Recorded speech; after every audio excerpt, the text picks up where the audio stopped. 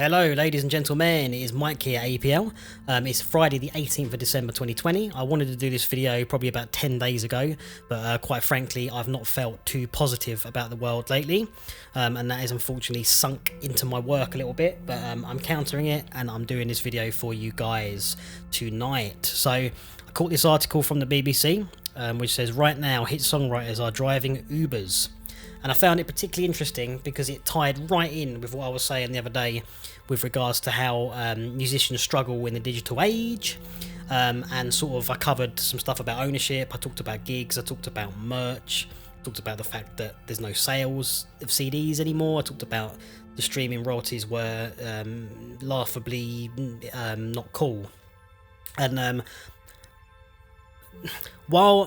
while there have been some artists who've been very vocal about this, Taylor Swift being one, and years ago Tom York was one of the first I remember saying, Radiohead's Tom York, you know, I'm not putting my music in Spotify and I'm taking it out because your payout is shockingly shameful. He has now got his music on Spotify, and something that Nile Rodgers brought up in this article I found interesting and I wanted to discuss it.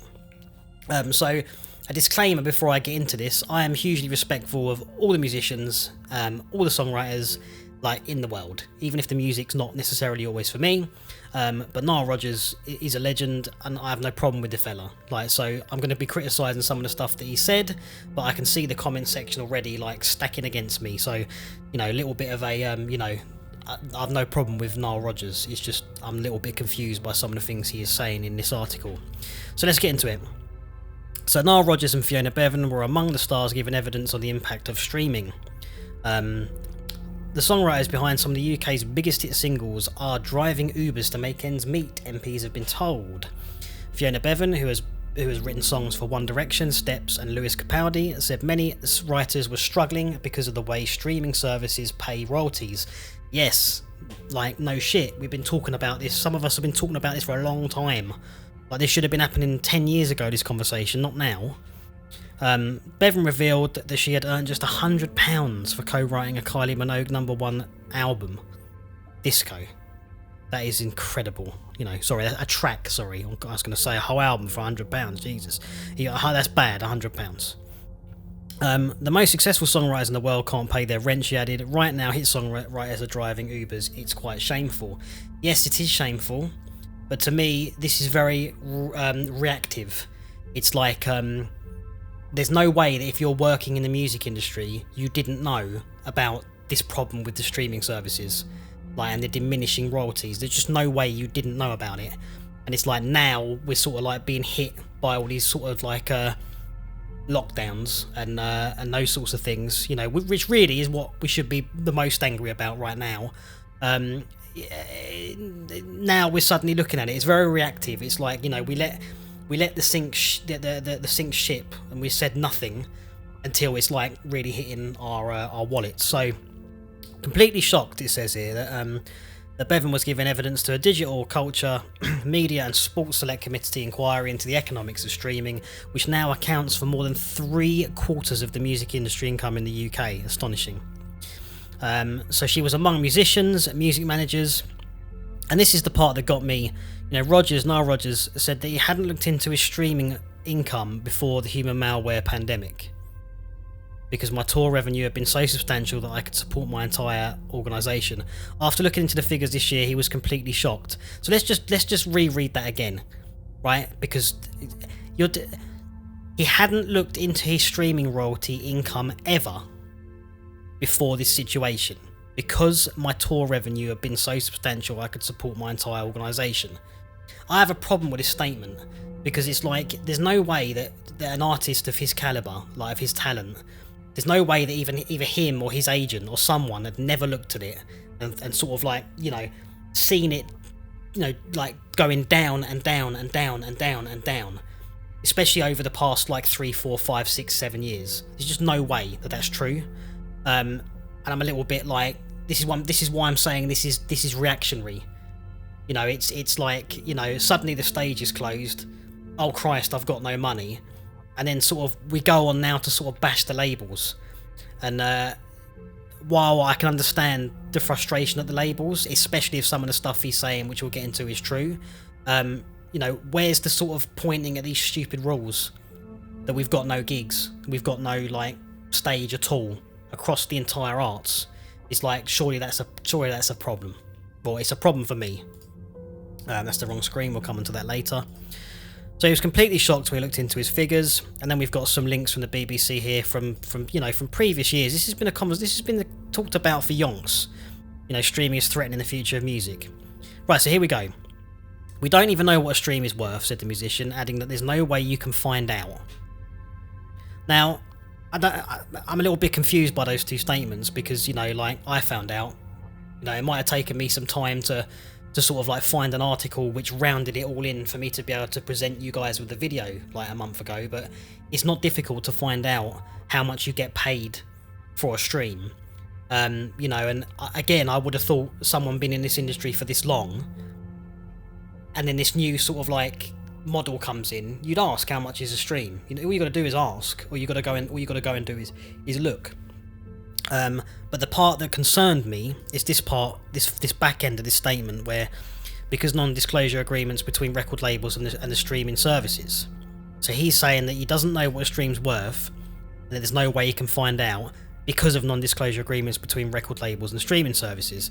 We must have transparency. Now, if it's the case that the big labels have got separate agreements that no one knows about with the streaming services, which could potentially mean that a specific amount of repertoire is being paid more royalties than, say, my label gets, or I get, or you get as an artist or as a band,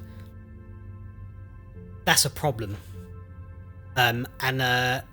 If that's the case, and if it is the case and someone actually knows, I would really appreciate a conversation in the comment section of this video, because it took me back to that sort of thing with Tom York, you know, where he took his music out of Spotify and now it's suddenly back in there. It's like, did the label say to Spotify, say, look, we're going to need to negotiate a different rate, and then the music went back in? And then if they did negotiate a new rate and there was a non-disclosure agreement around it, then even the bands don't know. This is some serious problem. So, me getting off of the bat, because I had a little bit of a go at Rogers there, but if that is the case, like, this seriously needs to be looked into, and I'd back that to the hilt. So, we go on, this is what I'm saying, where the label bashing comes in a bit. We go on to say that the record labels retain 82% of royalties they receive from streaming services, Spotify, Apple Music, etc., calling the system ridiculous. He then accused the major labels of deliberately withholding money from artists. You know, and saying that, you know, he looks at his record labels as his partners. I agree, a record label should be a partner with the artist. And this interesting thing is that every time I've audited my partners, I find money every single time, and sometimes it's a staggering amount of money. Can we have some... That's not enough for me. Like, I want some. Can I see some data around that? Can someone, you know, can you reveal this kind of like massive amount of missing money for me that the labels have held back from you?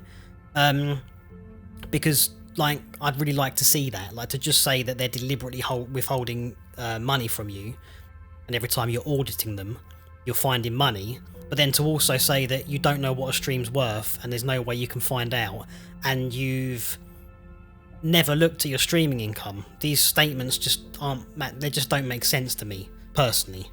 You know, how would you even know you were being withheld of money if you'd never even looked at your royalty statement? This is an interesting thing. You know, currently each play of a song, so each stream, is considered a sale, which gives the label the lion's share of the income. Rogers went on to argue that a stream was more like a radio broadcast or a license of an original recording, which would give artists a 50-50 of the royalties. Labels have decided that a stream is considered a sale because it maximises their profits. He said artists and songwriters need to update clauses in their contracts to reflect the nature of how their songs are being consumed, which is via a license and is something that people are borrowing from the streaming services. 100,000%. This is what I've been talking about. It's that the ownership has gone, so it's all rented, right? But my problem with this is, how do you now define a sale if the iTunes store's gone? We've no longer got an iTunes store, right? and all we've got is these streaming services where we're paying a monthly subscription to rent the right to play music. How are you deciphering a sale or a stream? There isn't a sale. You know, I think you could argue for, if a person has gone search Nile Rodgers or Michael W. Bell or Radiohead, whatever, played the album, you could consider that a sale in the sense that they've searched you out perhaps, whereas if you were in a playlist, or whether you were played on the sort of radio stations, that's then a broadcast. I know with Apple's Beats One, if you end up on that, you get paid like a traditional radio station, because it is essentially a traditional radio station just in the digital realm on the internet. I don't think I've had some stuff played on a Spotify radio thing and I never got paid any additional royalties, and I never got anything through from PRS. So that's not in that realm. But what I'm trying to say is, if I bring this up, because what I've done for you guys is I've exported basically all my streams from all time. Right? So this is going back to when I kind of first put my first thing up on iTunes and Spotify and that, going back to 2013. So in all this time, 2013 to date, I've had 74,000 streams, which is equated to $858. Now, you can see the rate here, right? So this is the plays. So let's try and find something with some sort of like, I probably need to go to sort of a little bit further in here when the festivals are on, yeah. So 101 streams on Apple Music of Do You Still Find Me Attractive from my album Blanket, got me $1.5, and that was roughly the rate. I did a little bit of math just to kind of try and see what's been going on, because I know the Apple rate has gone down. So if we look at line 286, which should be kind of near me here, yep, 86. So After Burning, that's the single I put out recently, 150 streams on Apple Music got me $1.4. So bearing in mind, we just saw I was getting $1.5 for 101 streams, now getting $1.4 for 150. And if we go down to line 3,132, it's going to be quite far down here. Low. Sorry guys, a lot of data. Right, Maritime Discoveries, 197 plays. That got me $2.6. So you can see that there's been some changes in terms of royalty rates. Like, it has gone down even from Apple, and I just wanted to show, and that's another thing I just wanted to show you. Like, what do you mean we can't get the? If I can get the data, I'm pretty sure Rodgers can get the data. But anyway,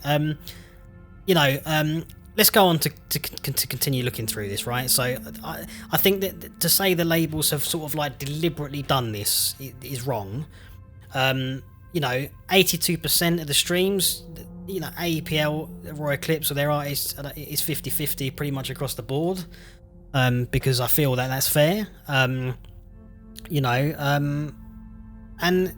I just think that this is just the way that this has gone. It's like everyone's losing out now because we've lost the stages. The amount of money that's like just disappearing from the arts is incredible, and I think that this whole section here sort of like upset me slightly, because it's kind of like, it's not all the yes, it's the label's fault in terms of like they should never have allowed this to happen.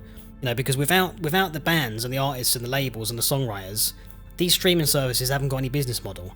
So I don't think that there should have ever been a conversation around let's cheapen music to this point. I know we had piracy and all those sorts of problems where people were downloading music for free, and I also highlighted that in my other video, that it's amusing now that Napster are paying like the biggest payout.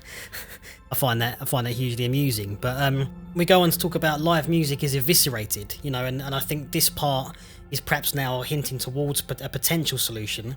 While Rodgers here is optimistic that labels, streaming services, writers and musicians could negotiate a fairer deal and ask MPs to make the UK a leader in regulating the streaming market, which I'm all for. If we can do more for the world, great.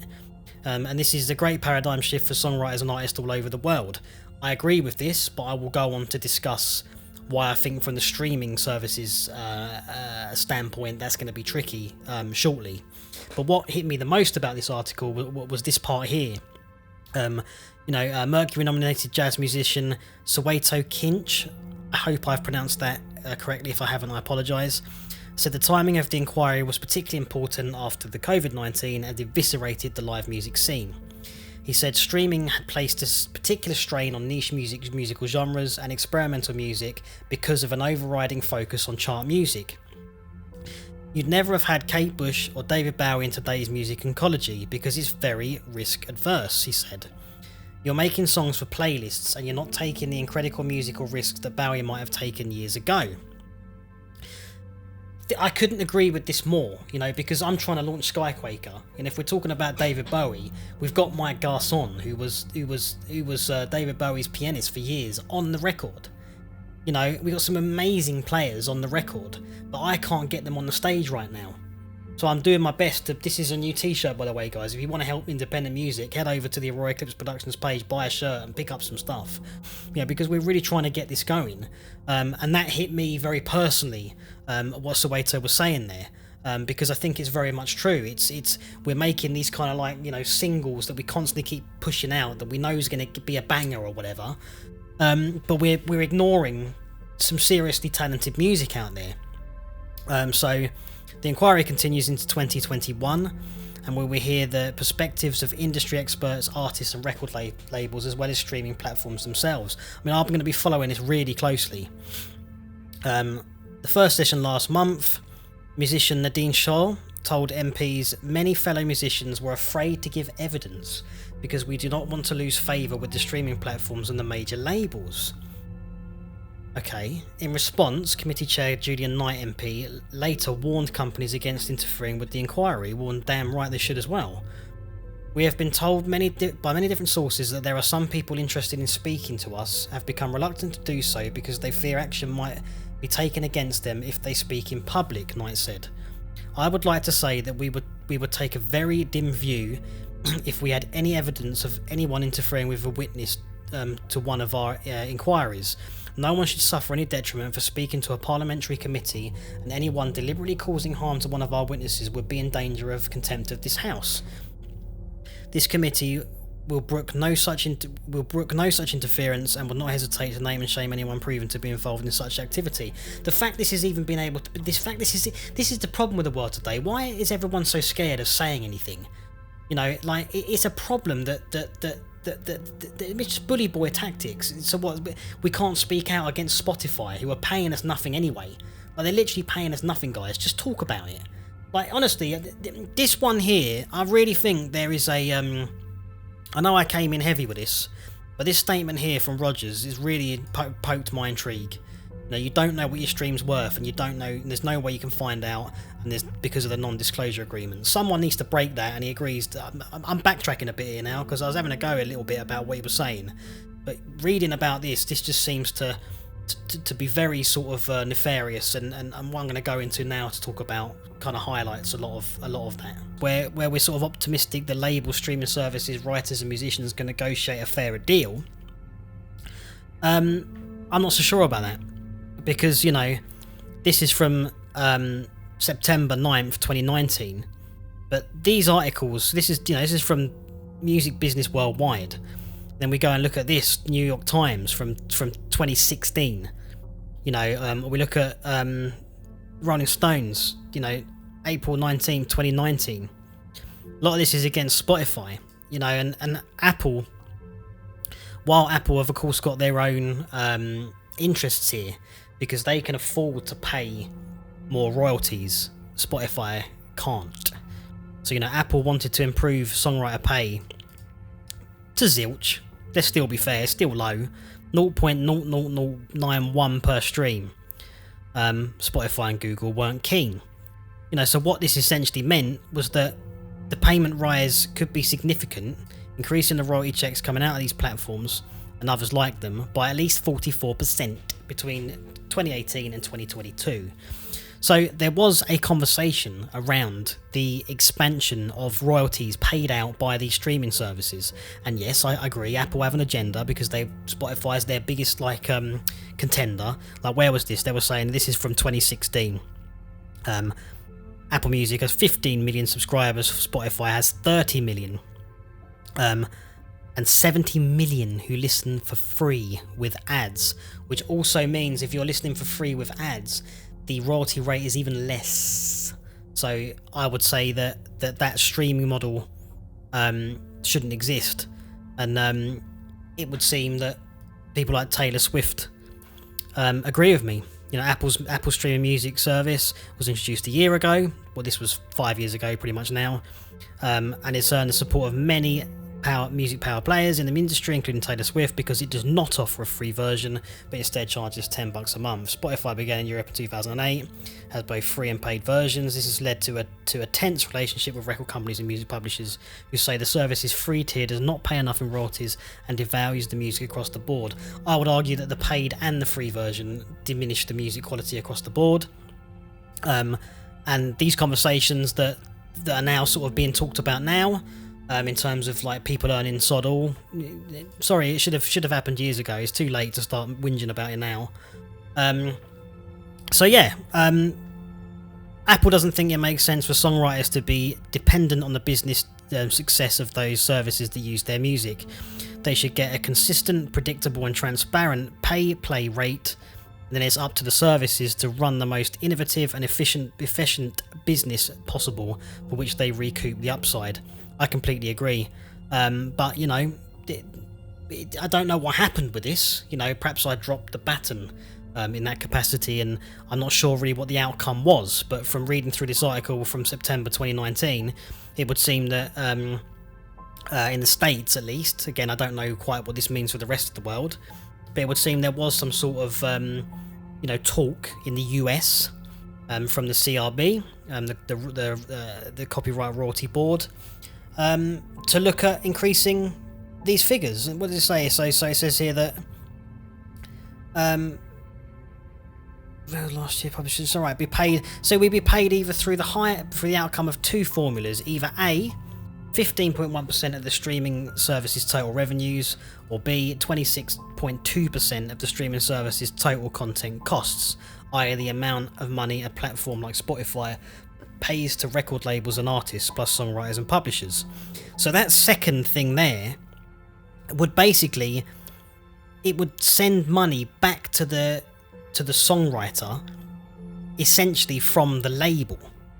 That's what it would do. So there was so many talks around this sort of thing happening, and it seems that Apple was the only one to refuse to appeal the CBR's judgment.